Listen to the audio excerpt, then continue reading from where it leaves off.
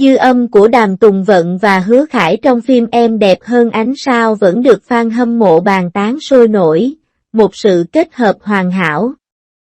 Hứa Khải và Đàm Tùng Vận đóng chính trong bộ phim truyền hình mới Em Đẹp Hơn Ánh Sao, kể về câu chuyện truyền cảm hứng và tình yêu dành cho phụ nữ ở nơi làm việc.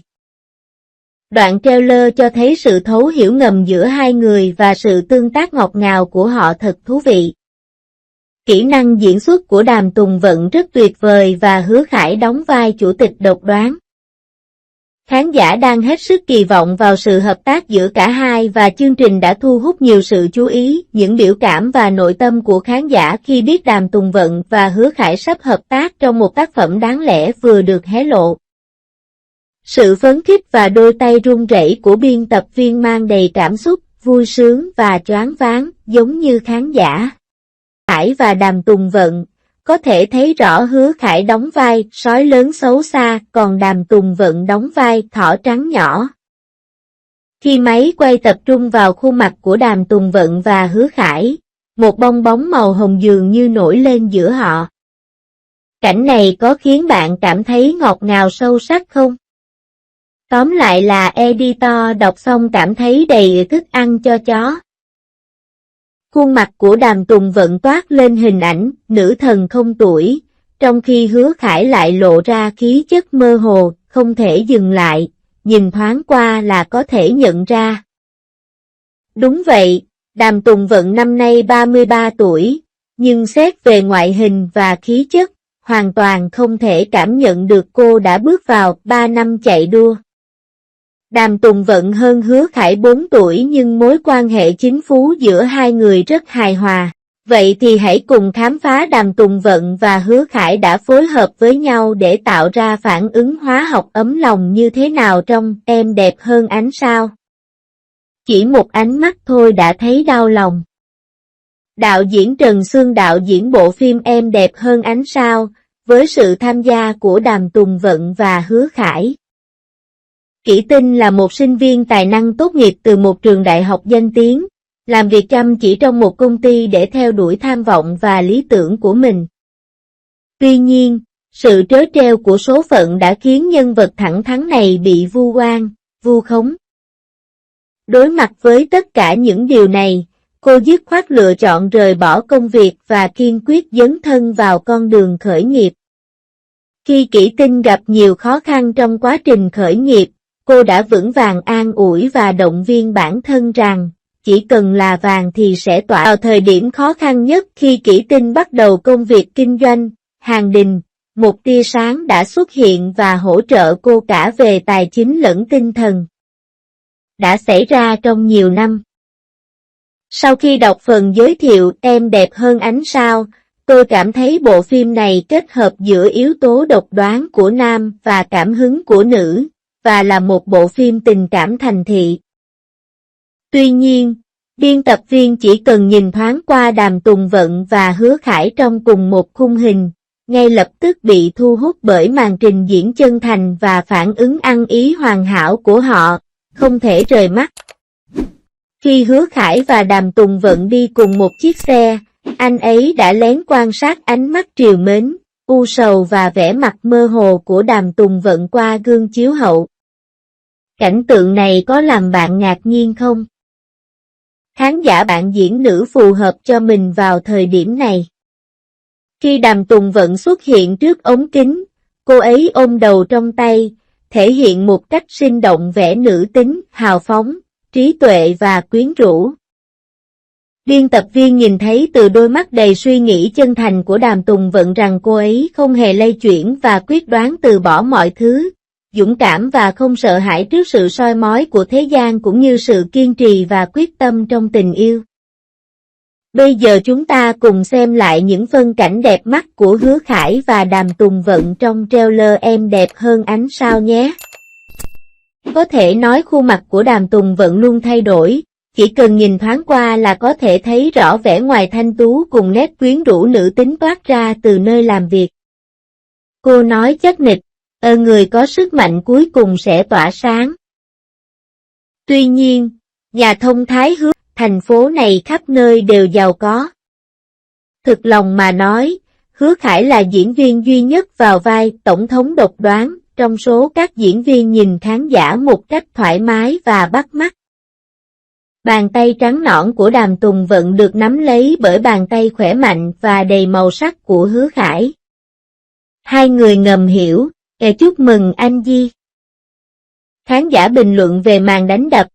Bây giờ xem Hứa Khải và Tan Đàm Tùng Vận ở 360 độ, họ hiểu rất rõ và rất vừa mắt. Khi Hứa Khải, một người đàn ông cao 1,87 mét, đứng trước mặt Đàm Tùng Vận, người chỉ cao 1,62 mét, khoảnh khắc này khiến cảm giác an toàn giữa họ lên đến mức khó tin. Sự chênh lệch chiều cao giữa Hứa Khải và Đàm Tùng Vận là rõ ràng. Họ cách nhau gần nửa cái đầu, đều rất ăn ý trong những cảnh thân mật. Tại bàn ăn tối, Hứa Khải và Đàm Tùng Vận không hiểu sao vừa lái xe vừa hôn nhau. Cảnh tượng này cho thấy sự ăn ý và ăn ý của họ. Để tôi nói cho bạn biết, bầu không khí lãng mạn giữa Hứa Khải và Đàm Tùng Vận có khơi dậy khát vọng trong nội tâm bạn về một tình yêu vĩnh cửu không? Hứa Khải, người đầu tư vào sự nghiệp của Đàm Tùng Vận, dần dần yêu nhau khi họ thân nhau vì đôi mắt sáng của cô đã thu hút anh. Điều đáng nói là Đàm Tùng Vận khi để mái tóc ngắn buông xõa trên vai, trông cô ấy như một cô gái trẻ trung xinh đẹp, nhưng một khi buộc tóc đuôi ngựa thấp, cô ấy ngay lập tức biến thành một người phụ nữ mạnh mẽ nổi bật ở nơi làm việc. Đàm Tùng Vận có thể cảm nhận được từ đôi mắt sáng ngời của Hứa Khải rằng anh hết lòng vì cô. Mặc dù Hứa Khải trang điểm vai Phạm Tổng thống độc đoán, nhưng khả năng diễn xuất tuyệt vời của anh khiến khán giả hoàn toàn nhập vai mà không có cảm giác rời rạc hay phi thực tế. Hứa Khải đẹp trai và cực kỳ đẹp trai cùng Đàm Tùng Vận nhỏ nhắn và nhút nhát đã thể hiện một cảnh khiến tim người đập nhanh hơn trong cốt truyện Dong On The Oan này.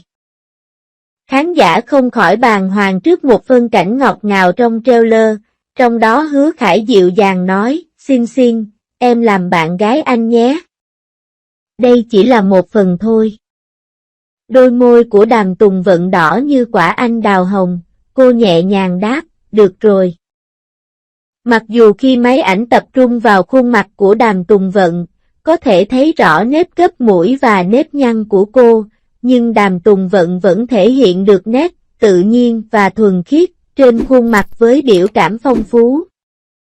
Hay tránh được hai chữ hiểu lầm. Bộ phim truyền hình đô thị Em đẹp hơn ánh sao thực sự cho thấy chữ yêu không thể tránh khỏi việc gây ra giận dữ, hiểu lầm, tranh chấp và những âm mưu khác. Hứa Khải và Đàm Tùng Vận vừa rồi đang có bầu không khí ngọt ngào nhưng chỉ trong chớp mắt, họ đột ngột chia tay vì hiểu lầm. Đôi mắt của Đàm Tùng Vận hơi đỏ, rưng rưng nước mắt, hiện rõ vẻ tức giận. Diễn xuất cảnh khóc của cô dễ dàng chạm đến trái tim khán giả. Từng lời thoại của Đàm Tùng Vận trong cuộc cãi vã đều rõ ràng và chuẩn mực, thể hiện phong cách của cô như một diễn viên thực lực, điều này đáng được đặc biệt nhắc đến. Hứa Khải bày tỏ quan điểm sau khi xem cảnh tàn bạo này, theo tôi, tình yêu có lẽ cần phải kéo dài đến cuối đời, và đưa ra kết luận cuối cùng khi nhìn một khung cảnh tình cảm như vậy, không thể che giấu được sự trìu mến và dịu dàng trong mắt Hứa Khải. Anh ấy thật đẹp trai và tuyệt vời. Trong Em đẹp hơn ánh sao, mặc dù Đàm Tùng Vận và Hứa Khải đã giải quyết được hiểu lầm nhưng cuối cùng họ đã hòa giải và bắt đầu lại mối quan hệ. Bạn đã từng thấy Hứa Khải đóng cặp với nữ diễn viên nào trước đây, hài hòa và vui vẻ như anh ấy với Đàm Tùng Vận chưa? Diễn xuất đầy cảm xúc của Hứa Khải và Dương Tử trong truyện Thành Huân ở mức tầm thường, cả hai xuất hiện trong cùng một khung hình và không mang đến bất ngờ hay bất ngờ nào cho khán giả. Khi khán giả nhìn thấy hai người, họ sẽ cảm thấy một luồng khí độc đoán và mạnh mẽ như vậy có thể dẫn đến cảm giác mệt mỏi về mặt thẩm mỹ. Bộ phim Em đẹp hơn cả vì sao không chỉ có Hứa Khải và Gao Han. Hạ Thụy Tiên lúc này hai mắt đầy nước, trìu mến bày tỏ, Đời này chỉ có em mới có thể chạm vào trái tim anh, chưa từng có người đàn ông nào đến gần anh. Cảnh tượng này có kích thích trái tim bảo vệ của em không? Tôi cũng xin nhắc lại, bạn có còn nhớ hình ảnh trong Ngôi sao rực rỡ, vừa lạnh lùng, lịch lãm nhưng vẫn nam tính không? Mặc dù Cao Hàn đã chuyển đổi giữa vai nam thứ ba và thứ tư trong nhiều năm nhưng nỗ lực của anh không phải là vô ích. Lần này anh đã thành công giành được vai nam chính thứ hai trong Em đẹp hơn ánh sao. Sau khi xem trailer của Em đẹp hơn ánh sao, Em đẹp hơn cả ánh sao, bữa trưa của biên tập viên tràn ngập những cảnh ngọt ngào của Hứa Khải và Tang Đàm Tùng Vận. Biên tập viên tin rằng chắc hẳn ánh mắt của bạn cũng bị thu hút giữa Hứa Khải và Đàm Tùng Vận phải không? Dù Em đẹp hơn ánh sao chưa bắt đầu phát sóng nhưng đã có hơn 1,07 triệu người đã đặt chỗ trước cho buổi chiếu.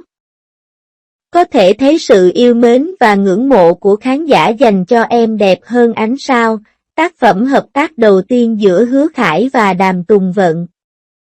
Bạn cũng háo hức mong chờ ngày ra mắt và phát sóng của Em đẹp hơn ánh sao, phải không?